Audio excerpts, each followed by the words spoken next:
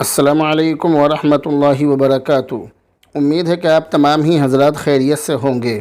Friday comment box کے episode number 88 میں مفتی خالد قاسمی اپنے تمام بھائیوں، بہنوں اور دوست و احباب کا استقبال کرتا ہوں اور آپ کی خدمت میں حاضر ہوں اور امید کرتا ہوں کہ آپ تمام ہی حضرات خیریت سے ہوں گے۔ یہ جو آج جمعہ ہے یہ رمضان المبارک کا آخری جمعہ ہے اور اس جمعے کو ہمارے یہاں الوداع کا جمعہ بھی کہتے ہیں۔ اس جمعے کے بارے میں لوگوں نے اپنی طرف سے بہت سارے فضائل اور مسائل گھڑ رکھے ہیں، جبکہ ان چیزوں کا شریعت سے کوئی تعلق نہیں ہے۔ اسی طرح اس دن یعنی الوداع کے جمعے کو لوگ ایک نماز پڑھتے ہیں، اس نماز کو لوگوں نے اپنی طرف سے گھڑ لیا ہے اور شریعت کے اندر اس کا کوئی ثبوت نہیں ہے۔ یہاں تک کہ لوگوں کا یہ کہنا ہے کہ اگر کسی نے اس نماز کو پڑھ لیا، قضا عمری کی نماز کو، تو اس کی 700 سال کی قضا نمازیں معاف ہو جائیں گی، جبکہ ایسا نہیں ہے۔ تو اس جمعے کے بارے میں لوگوں نے اپنی طرف سے جو فضائل اور جو مسائل گھڑ رکھے ہیں، شریعت میں ان چیزوں کا کوئی ثبوت نہیں ہے، شریعت میں ان چیزوں کا کوئی تعلق نہیں ہے، وہ تمام چیزیں من گھڑت ہیں۔ تو بہرحال سوال و جواب کا سلسلہ شروع کیا جا رہا ہے۔ پہلا سوال ہم نے لیا ہے محمد سمیر خان دیتانی، باڑمیر، راجستھان سے۔ یہ کہہ رہے ہیں حضرت مفتی صاحب السلام علیکم۔ وعلیکم السلام۔ یہ کہہ رہے ہیں کہ امام سے پہلے تکبیر تحریمہ کہہ کر ہاتھ باندھ لیے تو نماز ہوگی یا نہیں، صحیح رہنمائی فرمائیں۔ آپ نے جو سوال کیا ہے، آپ کے سوال کا جواب یہ ہے کہ جماعت سے امام کے پیچھے نماز پڑھنے کی صورت میں مقتدی پر لازم ہے اور ضروری ہے کہ اس کی تکبیر تحریمہ امام کی تکبیر تحریمہ سے مؤخر ہو، یعنی اس کی تکبیر امام کی تکبیر کے بعد ختم ہو۔ اگر مقتدی نے اپنی تکبیر تحریمہ امام کی تکبیر تحریمہ سے پہلے ہی مکمل کر لی تو وہ مقتدی اس امام کی اقتداء میں اس جماعت میں شامل ہی نہیں ہوا، لہذا اسے چاہیے کہ امام کے تکبیر تحریمہ مکمل کرنے کے بعد دوبارہ تکبیر تحریمہ کہے۔ اگر اس نے دوبارہ تکبیر تحریمہ نہیں لوٹائی، اس نے دوبارہ تکبیر نہیں کہی اور ایسے ہی نماز پڑھ لی تو اس کی نماز اس امام کی اقتداء میں نہیں ہوئی، اس لیے اس کو یہ نماز دوبارہ پڑھنی پڑے گی۔ تو بات آپ اچھی طرح سمجھ گئے ہوں گے۔ بتلانے کا مقصد یہ ہے کہ امام کی تکبیر تحریمہ کے بعد مقتدی کی تکبیر تحریمہ ختم ہو تو ہی اس کی نماز صحیح ہوگی۔ اگر مقتدی نے امام سے پہلے ہی تکبیر تحریمہ کہہ لی، تکبیر تحریمہ ختم کر لی، تو ایسی صورت میں اس مقتدی نے امام کی اقتداء نہیں پائی، یعنی وہ امام کی اقتداء میں نہیں آیا۔ جب وہ امام کی اقتداء میں نہیں آیا تو اس کی امام کے پیچھے نماز صحیح نہیں ہوئی، اور نیت اس نے امام کے ساتھ اقتداء کی ہے تو اس کی اکیلے بھی نماز صحیح نہیں ہوئی، تو دونوں ہی صورتوں میں اس کی نماز نہیں ہوئی، اس کو نماز لوٹانی پڑے گی۔ مجھے امید ہے کہ اس مسئلے کو آپ اچھی طرح سمجھ گئے ہوں گے۔ یہ جو ہم سوال لے رہے ہیں، یہ سوال ہے مولانا نواب علی قاسمی شملہ سے۔ کہہ رہے ہیں مفتی صاحب، کیا غیر مسلم کے پیسوں سے افطار کر سکتے ہیں یا نہیں اگر وہ پیسے دے رہا ہے اپنی خوشی کے ساتھ؟ کیا حکم ہے؟ نیز اس کے بارے میں رہنمائی فرمائیں۔ ویسے تو اس سوال کا جواب فرائیڈے کمنٹ باکس کے ایپیسوڈ میں دیا جا چکا ہے، لیکن جب آپ نے سوال کر لیا ہے تو آپ اس میں کہاں تلاش کرتے پھریں گے، اس لیے آپ کے سوال کا جواب دیا جا رہا ہے۔ تو آپ نے جو سوال کیا ہے، اس سوال کا جواب یہ ہے کہ غیر مسلم کے پیسوں سے خریدی ہوئی افطاری سے افطار کرنا کیسا ہے، یہ آپ نے سوال کیا۔ اس کا جواب یہ ہے کہ اگر وہ پیسہ جائز ہے اور حلال ہے تو اس سے افطاری کرنا جائز ہے، اور اگر وہ حلال نہیں ہے تو افطاری کرنا جائز نہیں ہے۔ تو خلاصہ یہ ہے کہ یہاں معاملہ غیر مسلم ہندو یا سکھ عیسائی کے پیسوں کا نہیں ہے اور مسلمان کے پیسوں کا نہیں ہے، بلکہ معاملہ ہے حلال اور حرام کے پیسوں کا۔ اگر غیر مسلم کے پیسے حلال ہیں اور مسلمان کے حرام ہیں تو غیر مسلم کے پیسوں سے افطاری کرنا جائز ہے اور مسلمان کے ناجائز پیسوں سے افطاری کرنا ناجائز ہے۔ تو اس لیے خلاصہ کلام یہی نکلا کہ اصل معاملہ پیسوں کا ہے، پیسے حلال ہیں یا نہیں، یہ اصل معاملہ ہے۔ اصل معاملہ ہندو یا مسلمان کا نہیں ہے، اصل معاملہ پیسوں کے صحیح اور غلط ہونے کا ہے۔ تو جس کا پیسہ صحیح ہے اس کے پیسوں سے افطاری کرنا جائز ہے، اور جس کا پیسہ غلط ہے اس کے پیسوں سے افطاری کرنا ناجائز ہے۔ امید ہے کہ آپ اس مسئلے کو اچھی طرح سمجھ گئے ہوں گے۔ تو یہ بحث کا مدعا نہیں ہے بلکہ یہ سمجھنے اور سمجھانے کا مسئلہ ہے۔ تو اصل معاملہ پیسوں کا ہے۔ اگر مسلمان کا بیاج کا کام ہے، مسلمان کا رشوت لینے کا کام ہے، یا سٹے کا کام ہے، جوا کا کام ہے، یا اسی طرح سے کچھ بھی غلط کام ہے، اور اس کے ذریعے سے وہ ہمیں روزہ افطار کرا رہا ہے، یا اس کے ذریعے سے ہماری دعوت کر رہا ہے، تو ایسی صورت میں ہمارے لیے جائز نہیں ہے کہ ہم اس کے پیسوں سے افطار کریں۔ اور اگر غیر مسلم حلال اور صحیح کمائی، اس کا بزنس ہے، کاروبار ہے، وہاں سے اس نے پیسہ کمایا اور پھر پیسہ کمانے کے بعد اس نے ہماری دعوت کی، تو ہمارے لیے وہ دعوت کھانا بالکل جائز ہے، اس میں کوئی حرج نہیں ہے۔ امید ہے کہ آپ اس مسئلے کو اچھی طرح سمجھ گئے ہوں گے۔ اگلا کمنٹ ہے ملک روبینہ گجرات احمد آباد سے، کہہ رہی ہیں السلام علیکم مفتی صاحب۔ وعلیکم السلام۔ انہوں نے پہلا سوال یہ کیا ہے کہ مفتی صاحب ہم 10 دن کا اعتکاف تو نہیں کر سکتے، لیکن کچھ دیر کے لیے قرآن کی تلاوت اور نماز کے لیے بیٹھیں تو کیا نیت کر سکتے ہیں؟ نیت کیسے کریں؟ یہ جو آپ نے سوال کیا ہے، تو اس سوال کا جواب یہ ہے کہ اگر آپ کچھ دیر کے لیے یا کچھ وقت کے لیے یا ایک دو دنوں کے لیے اگر آپ قرآن کریم کی تلاوت کے لیے یا کسی بھی نیک کام کے لیے، نماز وغیرہ کے لیے آپ بیٹھیں، تو آپ ایسی صورت میں نیت کر سکتی ہیں۔ آپ کے گھر کے اندر جس جگہ پر آپ نماز پڑھتی ہیں وہ جگہ مسجد کے قائم مقام ہوتی ہے۔ آپ جب بھی اس جگہ میں داخل ہوں، آپ وہاں جا کر بیٹھیں تو آپ اعتکاف کی نیت کر سکتی ہیں۔ آپ اعتکاف کی نیت اس طرح کریں گی، نویت الاعتکاف للہ عز وجل، کہ میں اللہ رب العزت کے لیے اعتکاف کی نیت کرتی ہوں۔ اگر آپ عربی زبان میں نیت نہیں کر سکتی تو آپ زبان سے یہ کہہ سکتی ہیں کہ میں اعتکاف کر رہی ہوں، میں اعتکاف کی نیت کر رہی ہوں، یہ بھی کافی ہے۔ جب آپ اس طرح سے بیٹھ جائیں گے تو اللہ رب العزت کی ذات سے پوری امید ہے کہ وہ ہماری اس عبادت کو قبول بھی فرمائے گا، اور یہ بھی امید ہے کہ اللہ رب العزت ہمیں اس کا ثواب بھی عطا فرمائے گا۔ اگلا کمنٹ کیا ہے انہوں نے کہ مفتی صاحب کیا استخارہ بنا کوئی وجہ کے کر سکتے ہیں؟ بغیر کسی وجہ کے کوئی بھی کام نہیں کرنا چاہیے۔ جب ہم استخارہ کر رہے ہیں تو استخارے کا مطلب ہے اللہ سے مشورہ کرنا۔ تو جب تک کوئی کام نہ ہو تو آپ کس کام کے لیے مشورہ کریں گی یا کس کام کے لیے استخارے کی نماز پڑھیں گی؟ جب تک کوئی مقصد پیش نظر نہ ہو آپ کے لیے استخارہ کرنا درست نہیں ہے۔ اگلا کمنٹ ہے محمد فہیم عباسی کی طرف سے، کہہ رہے ہیں مفتی صاحب السلام علیکم۔ وعلیکم السلام۔ مفتی صاحب یہ بتلائیے کہ شب قدر میں بیوی سے ہم بستری کرنا کیسا ہے؟ آپ کو شب قدر کے علاوہ کوئی اور رات نہیں ملی اور آپ کو ہم بستری کے علاوہ بھی کوئی اور کام نہیں ہے، آپ کی باتوں سے ایسا لگ رہا ہے۔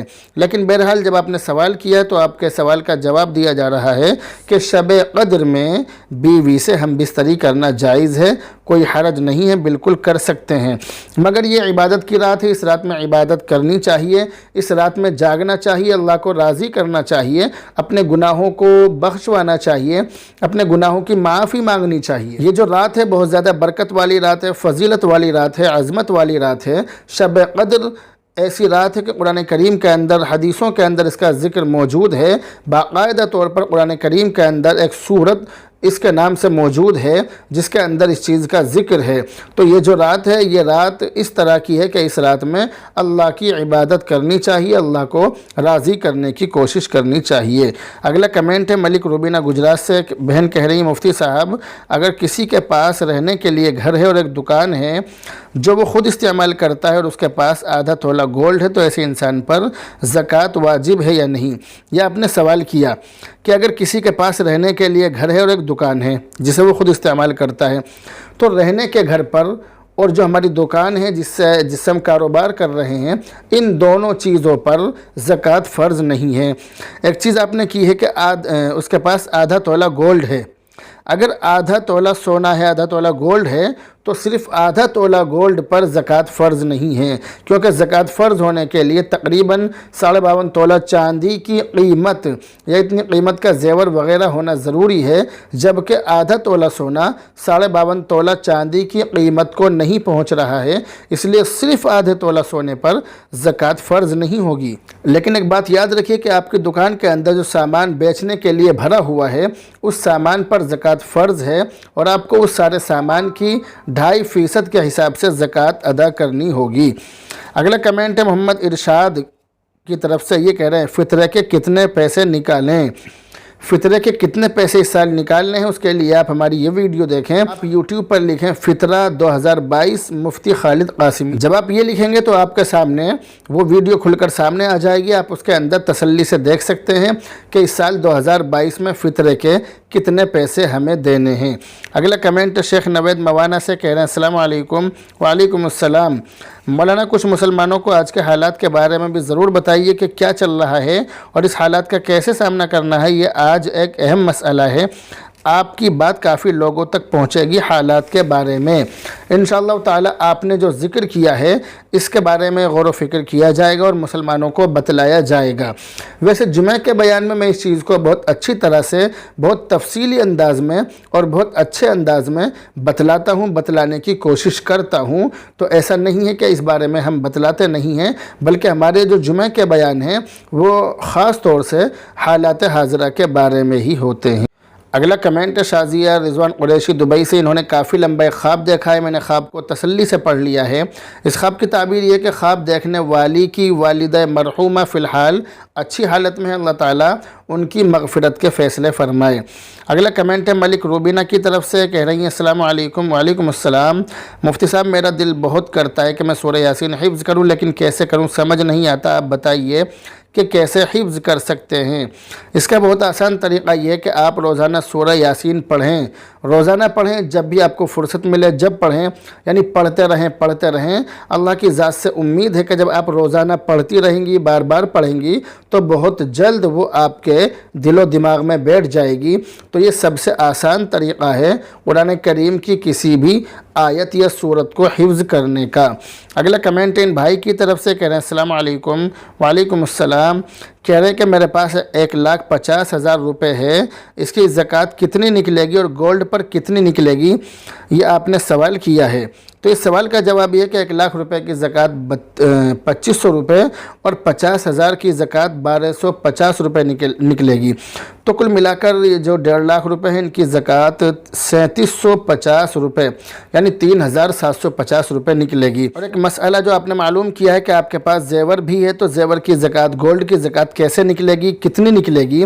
उसके लिए आप जितना भी गोल्ड आपके पास है उसको पुराने भाव में, यानी अगर आप उसको बेचने जाएंगी तो कितने रुपए का वो बिकेगा, तो उसके एतबार से आप उसकी ज़कात अदा करेंगी 2.5% के हिसाब से। अगला कमेंट है मोहम्मद रिहान। और हाँ, अगर आप इस वीडियो को इसके बारे में जानकारी लेना चाहें तो आप यूट्यूब पर लिखें ज़ेवर की ज़कात मुफ्ती खालिद कासिमी। आपके सामने तमाम मसले खुल के सामने आ जाएंगे कि ज़ेवर की ज़कात किस तरह से निकालनी है। अगला कमेंट है मोहम्मद रिहान महाराष्ट्र से, कह रहे हैं, अस्सलाम वालेकुम वरहमतुल्लाहि वबरकातुहू। वालेकुम अस्सलाम वरहमतुल्लाहि वबरकातुहू। खैरियत से हैं? अल्हम्दुलिल्लाह, अल्लाह का शुक्र है। एक मसला मालूम करना था। मसला यह है कि कुरान करीम के पास कुर्सी लेकर बैठना कैसा है। नीचे कुरान रखा है और उसके नज़दीक कुर्सी लेकर 2-4 लोग बैठे हुए हैं। ये जो आपने सूरत हाल ज़िक्र की है, ये बहुत गलत बात है, बहुत बड़ा गुनाह है। कुरान करीम नीचे और लोग अगर ऊपर बैठे हुए हों तो ये तरीक़ा सही नहीं है, गलत है। ऐसा करने से कुरान करीम की मार भी पड़ सकती है।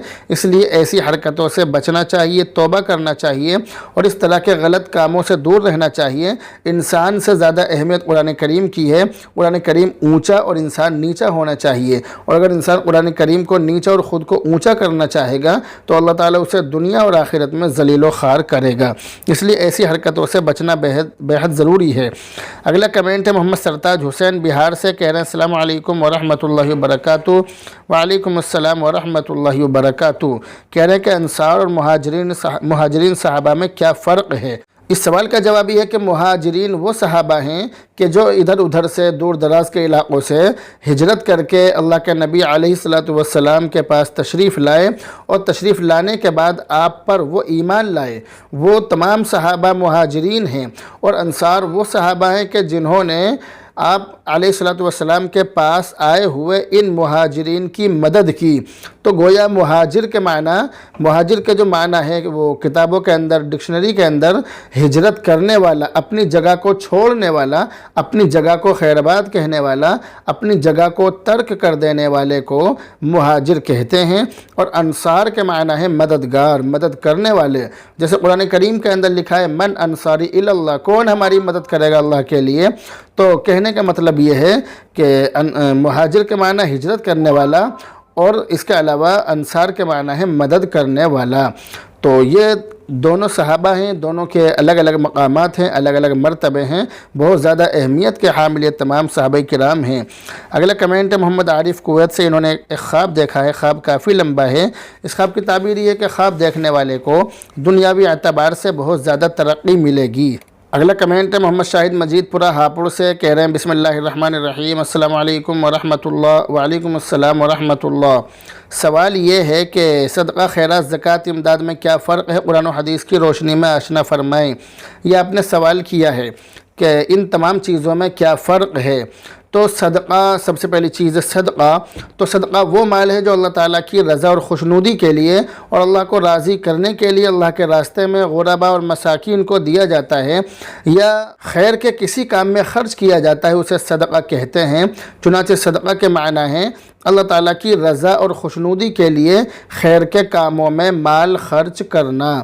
دوسری چیز معلوم کی ہے کہ خیرات کسے کہتے ہیں۔ تو خیرات عربی زبان کا لفظ ہے اور یہ خیر کی جمع ہے۔ خیرات خیر کی جمع ہے جس کے معنی ہے نیکیاں، بھلائیاں اور اچھائیاں۔ چنانچہ انسان خیرات کر کے نیکیاں، بھلائیاں اور اچھائیاں حاصل کرتا ہے، اس لیے وہ خیرات کرتا ہے۔ تیسرا سوال انہوں نے معلوم کیا کہ زکوٰۃ کس کو کہتے ہیں۔ تو زکوٰۃ کے لغوی معنی ہے پاک ہونا، بڑھنا اور نشو و نما پانے کے بھی معنی زکوٰۃ کے آتے ہیں۔ یہ مالی عبادت ہے اور یہ محض ناداروں اور کمزوروں کی ذمہ داری اور دولت کی تقسیم کا ایک بہت بہترین عمل ہی نہیں بلکہ ایک ایسی عبادت بھی ہے جو قلب و روح کا میل کچیل صاف کرنے والی ہے۔ انسان کے دل اور روح کے اندر جو میل کچیل ہے یہ اس کو صاف کرتی ہے۔ انسان کے پاس جو مال ہے اس مال کا 2.5% حصہ جو راہ خدا میں خرچ کیا جاتا ہے اور فقراء اور مساکین کو دیا جاتا ہے، محتاجوں کو دیا جاتا ہے، اس کو زکوٰۃ کہتے ہیں۔ زکوٰۃ بہت اہم اور ضروری رکن ہے مذہب اسلام کا۔ چوتھی چیز معلوم کی ہے کہ امداد کے معنی کیا ہیں، امداد کسے کہتے ہیں۔ تو امداد کے معنی ہے مدد کرنا۔ انسان اپنے مال میں سے کچھ حصہ اللہ کے راستے میں اپنی مرضی کے مطابق کہیں بھی خرچ کرتا ہے، بطور امداد کے خرچ کرتا ہے، اس کو امداد کہتے ہیں۔ دوسروں کی مدد کرنے کے طور پر خرچ کرتا ہے، اس کو امداد کہتے ہیں۔ تو یہ بھی خرچ کرنے کا ایک بہترین مصرف اور جگہ ہے۔ پانچویں چیز ہے فطرہ۔ فطرہ کسے کہتے ہیں؟ تو فطرہ وہ ہے جو انسان رمضان کے مہینے میں رمضان کے روزوں کے مکمل ہونے پر غریب اور مسکین کو دیتا ہے۔ فطرہ روزوں میں ہونے والی کمی اور کوتاہی کے ازالے کے لیے، روزے کے اندر جو کمیاں کوتاہیاں ہوئی ہیں ان تمام کی معافی کے لیے اور اسی طرح غریبوں کی مدد کے لیے فطرہ ادا کیا جاتا ہے۔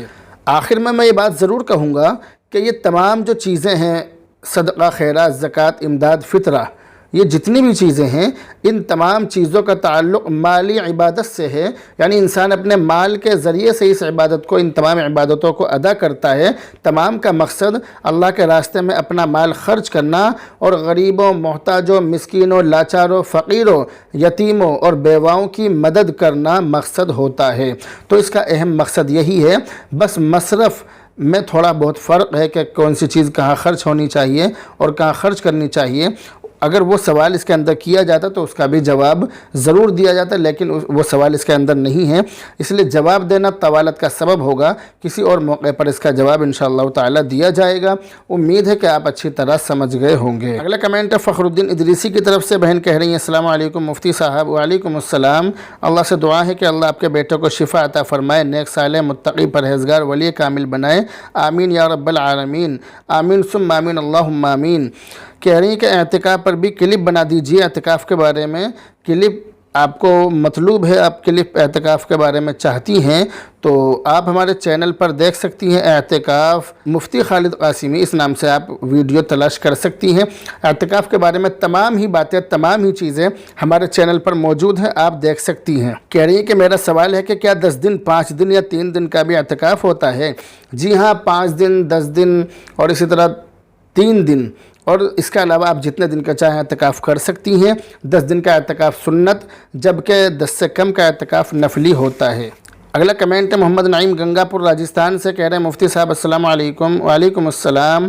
مفتی صاحب صدقہ فطر کے بارے میں آپ کی ویڈیو دیکھی تھی، ایک بات آپ سے یہ سمجھنی ہے کہ اگر کوئی شخص صاحب نصاب ہو تو اس پر کس کس کا فطرہ واجب ہے، یہ آپ نے سوال کیا ہے۔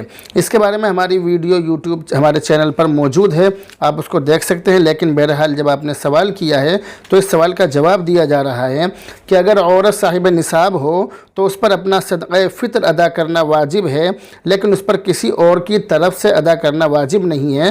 یعنی اگر عورت صاحب نصاب ہے تو صرف اپنا فطر ادا کرے گی، نہ بچوں کی طرف سے ادا کرے گی، اور نہ اپنے شوہر کی طرف سے ادا کرے گی، اور نہ ہی اپنے والدین کی طرف سے ادا کرے گی۔ جبکہ اگر مرد صاحب نصاب ہو تو اس کے لیے صدقہ فطر اپنی طرف سے بھی ادا کرنا واجب ہے، اور اپنی نابالغ اولاد کی طرف سے بھی وہ ادا کرے۔ اسی طرح نابالغ اولاد اگر مالدار ہو تو ان کے مال سے ادا کرے، اور اگر مالدار نہیں ہے تو اپنے مال سے ادا کرے۔ بالغ اولاد اگر مالدار ہے تو ان کی طرف سے صدقہ فطر ادا کرنا باپ پر واجب تو نہیں ہے، لیکن اگر باپ خود ادا کر دے تو صدقہ فطر ادا ہو جائے گا۔ تو امید ہے کہ آپ اچھی طرح سمجھ گئے ہوں گے کہ اگر میاں بیوی میں سے اگر بیوی صاحب نصاب ہے اور شوہر صاحب نصاب نہیں ہے تو صرف بیوی پر اس کا اپنا فطرہ واجب ہوگا، اور اس کے اوپر کسی اور کا فطرہ واجب نہیں ہوگا۔ لیکن اگر شوہر صاحب نصاب ہے، باپ صاحب نصاب ہے، تو اس پر بیوی کا تو فطرہ واجب نہیں ہے، لیکن اس کی جو اپنی اولاد ہے، جو اس کی نابالغ اولاد ہے، ان تمام کا فطرہ ادا کرنا اور خود کا فطرہ ادا کرنا اس پر لازم اور ضروری ہوگا۔ یہ جو ہم سوال لے رہے ہیں، یہ سوال ہے نصر الدین کستلہ قاسم آباد ضلع ہاپوڑ سے، کہہ رہے ہیں مفتی صاحب السلام علیکم ورحمۃ اللہ وبرکاتہ۔ وعلیکم السلام ورحمۃ اللہ وبرکاتہ۔ جی مفتی صاحب، پوچھنا یہ ہے کہ اگر عصر کی نماز کے بعد قرآن پڑھ رہے ہوں اور اسی دوران سجدہ تلاوت آ جائے تو عصر کی نماز کے بعد سجدہ تلاوت کرنا کیسا ہے؟ یہ آپ نے سوال کیا ہے۔ سوال کرنے کا مقصد یہ ہے کہ عصر کے بعد نفل نماز پڑھنا مکروہ ہے، تو ایسی صورت میں سجدہ تلاوت کا کیا حکم ہے؟ تو آپ کے سوال کا یہ مقصد ہے۔ اس کا جواب یہ ہے کہ نماز فجر کے بعد طلوع آفتاب سے پہلے تک اور عصر کے بعد سورج کے زرد یعنی پیلا ہونے تک سجدہ تلاوت کی ادائیگی جائز اور درست ہے۔ سجدہ تلاوت ادا کرنا جائز ہے، ادا کر سکتے ہیں، لیکن ہاں عین طلوع آفتاب اور عین غروب آفتاب کے وقت، یعنی جب سورج نکل رہا ہو یا جب سورج چھپ رہا ہو، تو عین اس وقت میں سجدہ تلاوت ادا کرنا جائز نہیں ہے۔ لیکن ہاں اگر عین اسی وقت پر سجدے کی آیت پڑھی گئی ہو تو پھر سجدہ ادا کرنے کی گنجائش ہے، مگر پھر بھی بہتر یہی ہے کہ ایسی حالت میں ایسے وقت میں سجدہ تلاوت نہ کیا جائے، بلکہ بعد میں جب اس کو وقت ملے اس وقت میں سجدہ تلاوت کر لے۔ لیکن سورج نکلتے وقت اور سورج چھپتے وقت سجدہ تلاوت نہ کرے تو زیادہ بہتر ہے، چاہے اس نے اسی وقت میں سجدے کی آیت پڑھی ہو۔ امید ہے کہ آپ اس مسئلے کو اچھی طرح سمجھ گئے ہوں گے۔ دوسرا سوال انہوں نے کیا ہے کہ اگر دو آدمی جماعت سے نماز پڑھیں تو ایسی صورت میں مقتدی امام سے کس طرف اور کیسے کھڑا ہوگا؟ یہ جو آپ نے سوال کیا، اس سوال کا جواب یہ ہے کہ اگر دو آدمی نماز پڑھ رہے ہوں، جماعت سے نماز پڑھ رہے ہوں، جن میں سے ایک امام اور دوسرا مقتدی ہو، تو ایسی صورت میں مقتدی امام کے دائیں طرف کھڑا ہوگا، اور کھڑا ہونے کا طریقہ یہ ہوگا کہ یہ جو اس کے پیر ہیں، مقتدی کے پیر اس کے پیروں کے پیچھے ہونے چاہیے۔ تو ایک طریقہ اس میں یہ ہے کہ مقتدی کا جو پیر ہے، امام کے پیر کے آدھے حصے پر مقتدی کا انگوٹھا ہو، یہ زیادہ بہتر ہے۔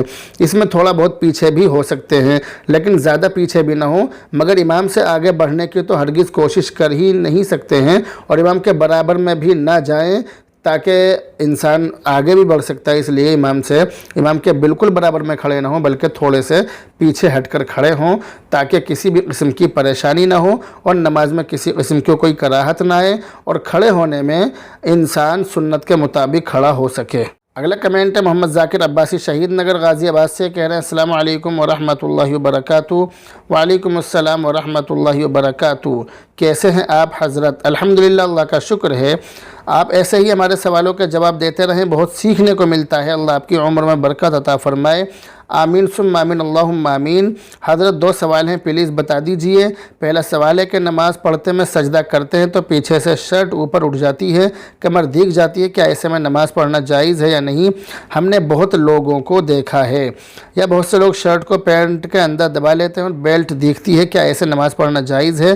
بہت لوگوں کو دیکھا ہے میں نے، اور بولا بھی ہے، انہوں نے سنا نہیں، ان چیزوں میں غور نہیں دیا۔ آپ نے جو سوال کیا، اس سوال کا جواب یہ ہے کہ اگر سجدہ کرنے کی صورت میں دونوں دبر یعنی کولہے میں سے ہر ایک یا ناف سے لے کر پیڑوں کی ہڈی تک مع پیٹھ اور پیٹ کے چوتھائی حصہ کھل جائے اور 3 بار سبحان اللہ کہنے کی بقدر کھلا رہے تو ایسی صورت میں نماز فاسد ہو جائے گی، نماز ٹوٹ جائے گی۔ آپ اس مسئلے کو شاید نہ سمجھے ہوں، اس لیے اور اچھی طرح سمجھانے کی کوشش کر رہا ہوں۔ انسان کے جو کولہے ہیں، دونوں کولہے میں سے ہر ایک، یعنی اگر 2 کولہے ہیں مثال کے طور پہ، تو اگر ایک کولہے کا چوتھائی حصہ کھل جائے، ایک کولہے کا چوتھائی حصہ کھل جائے تو اور 3 مرتبہ سبحان اللہ کہنے کی برابر کھلا رہے تو ایسی صورت میں نماز اس کی ٹوٹ جائے گی، ختم ہو جائے گی۔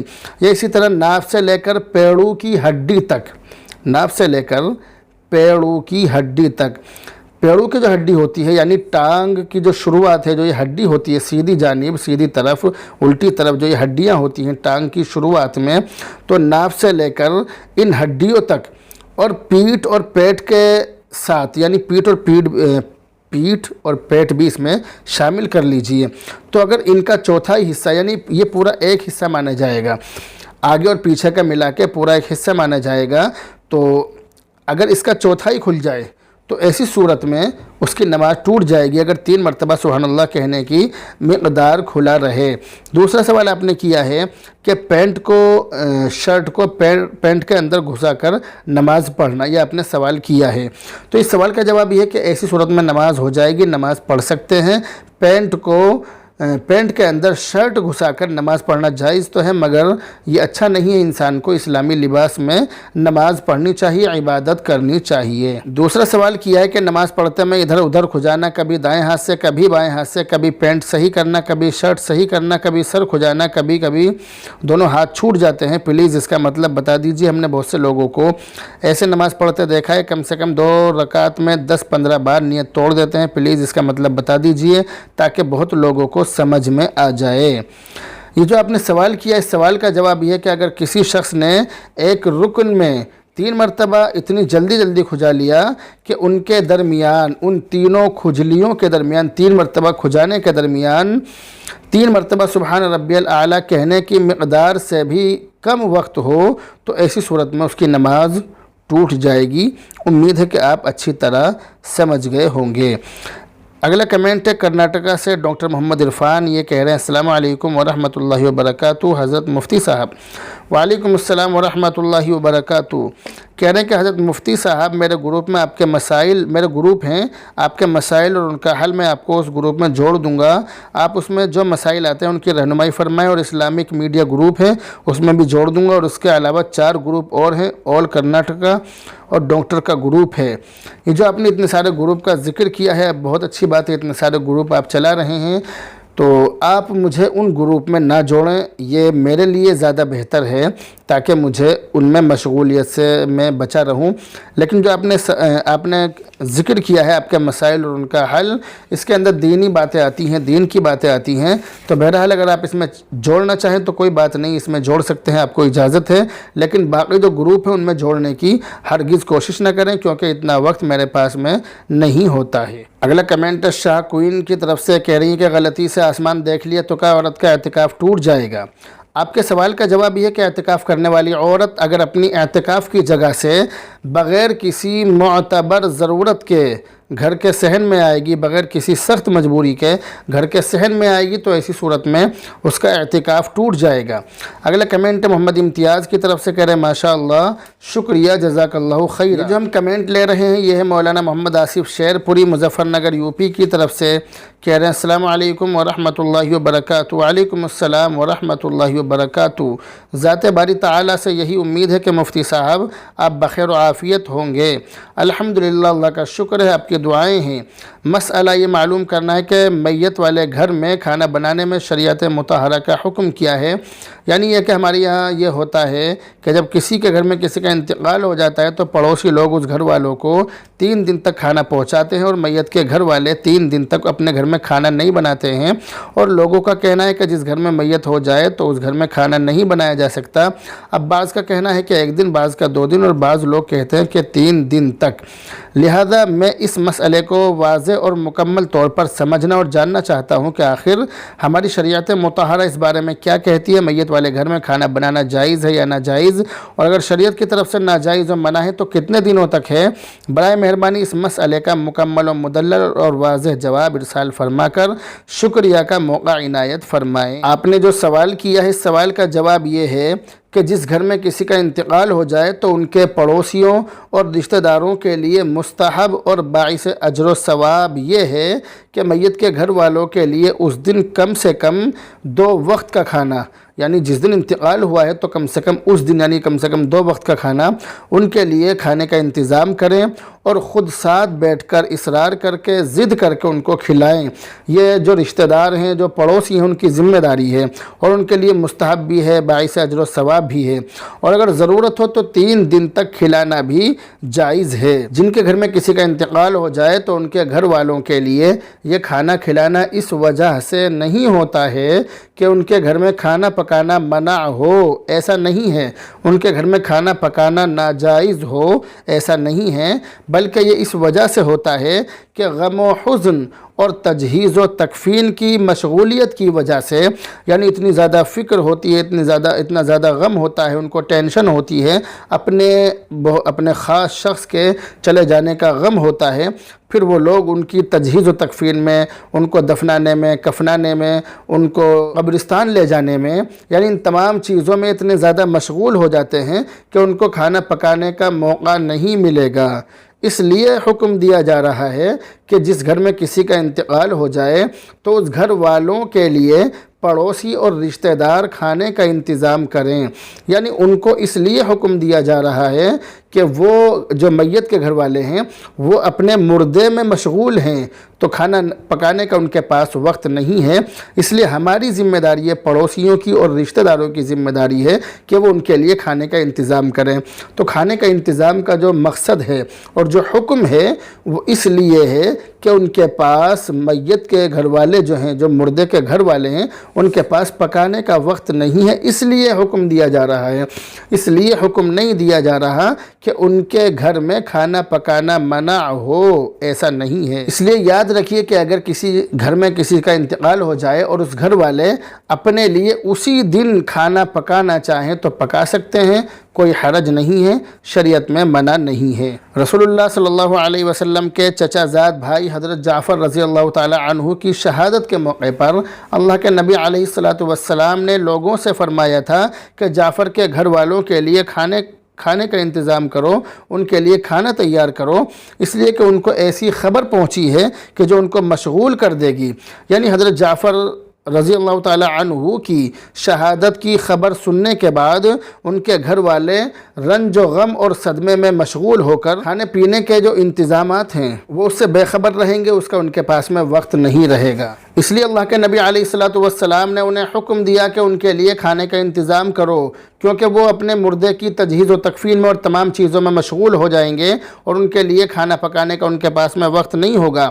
لیکن یہ جو کھانا ہے صرف مردے کے گھر والوں کے لیے ہے، یہ نہیں کہ تمام برادری اور تمام قوم کو کھلایا جائے، کیونکہ تعزیت کرنے والوں کو اپنے اپنے گھروں کو واپس جانا چاہیے، مردے کے گھر قیام نہیں کرنا چاہیے، اور مردے کے گھر والوں کے یہاں ضیافت اور دعوت بھی نہیں کھانی چاہیے، کیونکہ دعوت کا کھانا تو خوشی کے موقع پر کھلایا جاتا ہے، نہ کہ غم کے موقع پر۔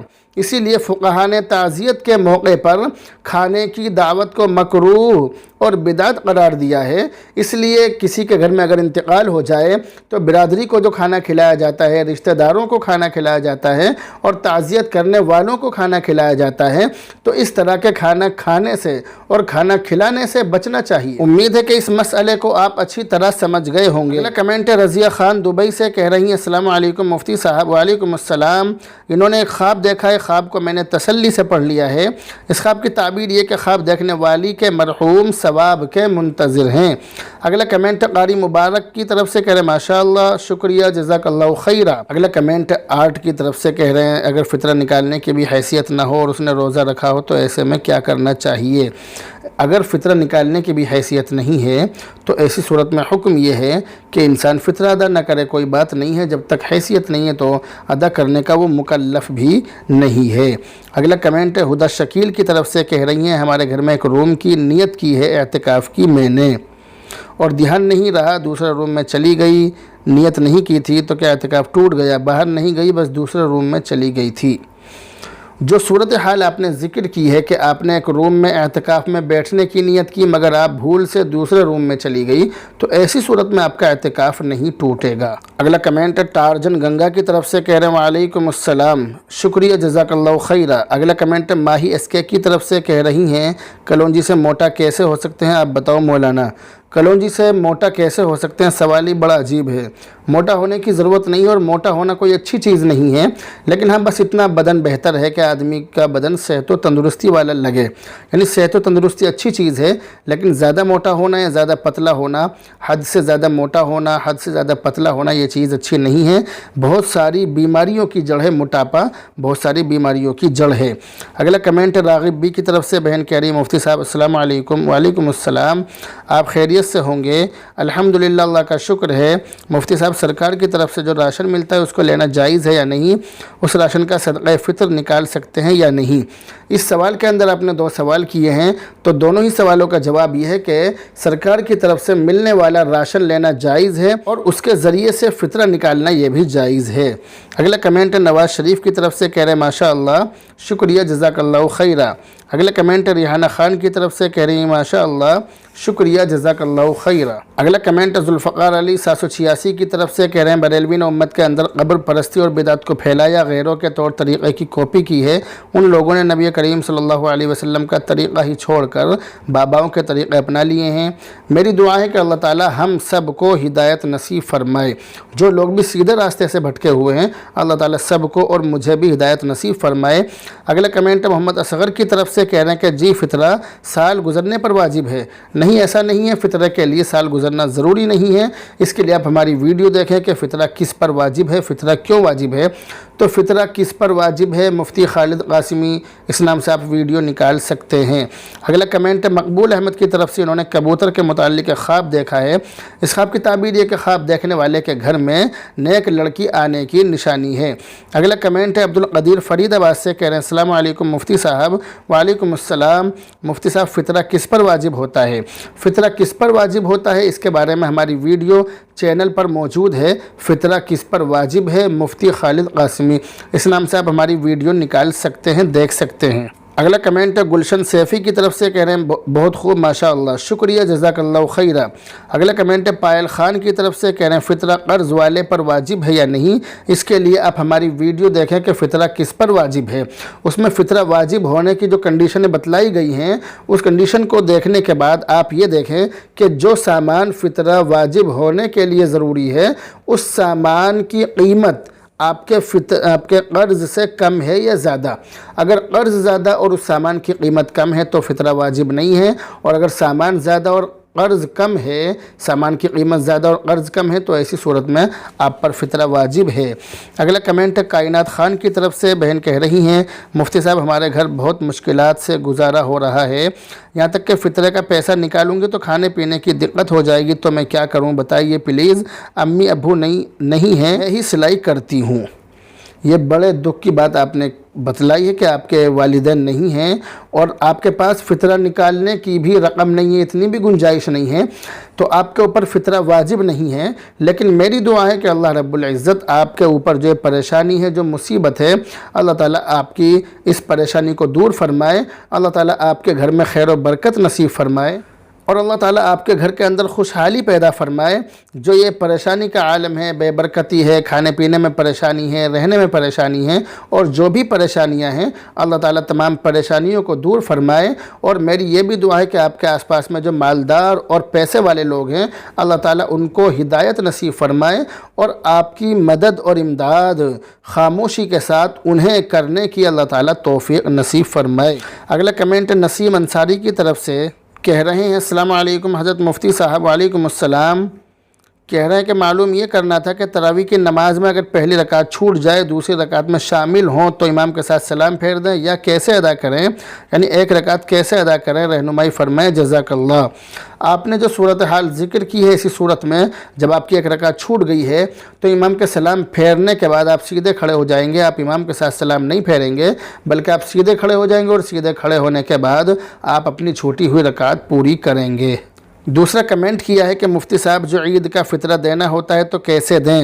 جیسے میری شادی ہوئی ہے اور میرے 2 لڑکے ہیں چھوٹے چھوٹے تو ان کا بھی دینا ہے اور میری اہلیہ کا بھی دینا ہوگا، تھوڑا تفصیلاً بتائیے، اور والدین بھی ان کا بھی دینا پڑے گا، رہنمائی فرمائیں۔ آپ نے جو صورتحال ذکر کی ہے کہ آپ کے 2 چھوٹے چھوٹے بچے ہیں تو آپ کو اپنا فطرہ دینا ہے اور اپنے چھوٹے چھوٹے بچوں کا، اہلیہ کا اور ماں باپ کا دینا واجب نہیں ہے، لیکن آپ دے دیں گے تو بہت اچھی بات ہے، آپ کو اس کا ثواب اور اجر ملے گا انشاءاللہ تعالی۔ اگلا کمنٹ مہک فاطمہ کی طرف سے، بہن کہہ رہی ہیں عورت کے اعتکاف کے وقت اگر الٹی آ جائے تو کیا حکم ہے؟ الٹی آنے سے اعتکاف پر کوئی فرق نہیں پڑے گا اور اعتکاف ٹوٹے گا بھی نہیں، اور اگر آپ نے جان بوجھ کر الٹی کر دی تو جان بوجھ کر الٹی اور قے کرنے سے انسان کا روزہ ٹوٹ جاتا ہے۔ ایسی صورت میں جب روزہ ٹوٹ جائے گا تو روزہ ٹوٹتے ہی اعتکاف بھی ٹوٹ جائے گا کیونکہ اعتکاف کے لیے روزہ شرط ہے۔ اگلا کمنٹ ان بھائی کی طرف سے کہہ رہے ہیں السلام علیکم مفتی صاحب۔ وعلیکم السلام۔ کہہ رہے ہیں کہ میرا ایک سوال ہے، جواب دیجئے گا۔ ایک آدمی کا فطرہ کیا 2-4 غریبوں میں بانٹ سکتے ہیں یا نہیں؟ جواب دیجئے گا۔ ایک آدمی کا فطرہ ویسے تو آپ جتنے غریبوں میں چاہیں بانٹ سکتے ہیں، لیکن آپ یہ بات یاد رکھیے کہ فطرہ کوئی بڑی رقم نہیں ہوتی ہے، بلکہ اگر گیہوں کے حساب سے نکالیں تو 35-40-45 روپے جو بھی آپ نکال رہے ہیں، آپ جس علاقے میں رہتے ہیں تو آپ تقریباً اتنے ہی پیسے نکالیں گے ایک آدمی کے، تو اگر اتنے کم پیسے اگر 2-4 غریبوں میں تقسیم کر دیے جائیں تو کسی کا بھی بھلا نہیں ہوگا۔ تو ایسی صورت میں حکم یہ ہے کہ آپ کسی ایک شخص کو ہی دے دیں تاکہ کم سے کم اس کے گھر کا چولہا جل جائے اور کم سے کم اس کے گھر میں کھانے پینے کا انتظام ہو جائے، راشن آ جائے، یعنی ایک کو دے دیں تو زیادہ بہتر ہوگا۔ اگلا کمنٹ ہے محمد الطاف کی طرف سے، انہوں نے اژدہا سانپ کو مور کے پیچھے جاتے ہوئے خواب میں دیکھا۔ اس خواب کی تعبیر یہ کہ خواب دیکھنے والے کا بہت چالاک دشمن ہے جو اسے بڑا نقصان پہنچانے کے چکر میں ہے۔ میری دعا ہے کہ اللہ رب العزت ان کی حفاظت بھی فرمائے اور رحم و کرم کا معاملہ فرمائے۔ تو بہرحال یہ تھے فرائیڈے کمنٹ باکس کے ایپیسوڈ نمبر 88 کے سوالوں کے جواب جو میں نے آپ کو دیے ہیں۔ امید ہے کہ تمام سوال آپ کی سمجھ میں اچھی طرح آ گئے ہوں گے۔ امید ہے کہ اس ایپیسوڈ میں اور اس ویڈیو میں آپ کے تمام ہی سوالوں کے جواب آ گئے ہوں گے۔ آپ کے سوالوں کے جواب اس میں آ گئے ہیں تو کمنٹ کر کے ضرور بتائیں، اور اگر آپ کے سوالوں کے جواب اس میں نہیں آئے ہیں تو بھی کمنٹ کر کے ضرور بتائیں تاکہ آپ کے سوال شامل کر لیے جائیں۔ تو بہرحال اب آپ سے رخصت ہوتے ہیں، دعاؤں میں یاد رکھیں۔ السلام علیکم ورحمۃ اللہ وبرکاتہ۔